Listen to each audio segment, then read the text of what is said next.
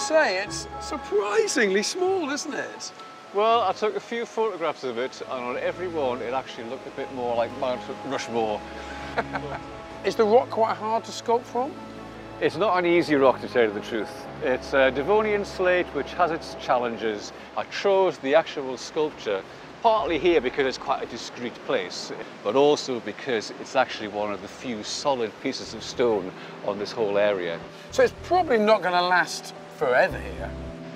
I'd be hoping for 10 years, maybe longer.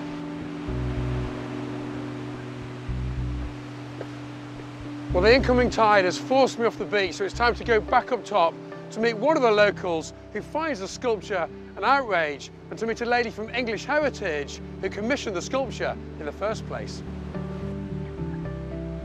Craig, the sculpture of Merlin on the rock down there, how do you feel about it? I don't think the natural rock face should have been touched. There's been a lot of talk on social media, and I'm sorry to say that a word that has frequently been used is vandalism.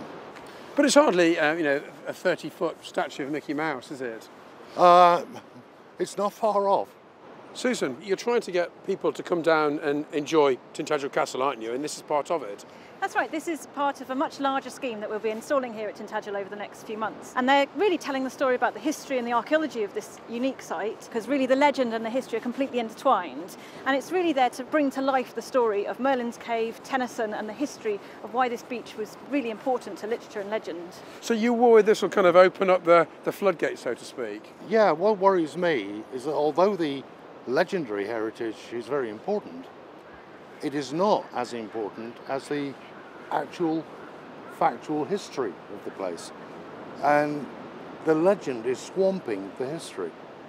There's hardly any mention of the 300 years of Cornish royalty that lived up there. Where are the details of those?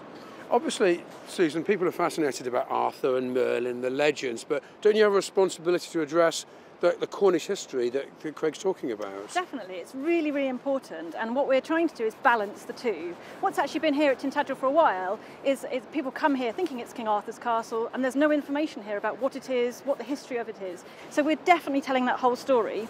This carving is just one tiny aspect of our scheme. Well, I think people will be for it, people will be against it, but hopefully one thing they will do is come down and enjoy the site. That's right, no doubt we'll continue to argue about it. No doubt. Thank you very much, both. Thank you.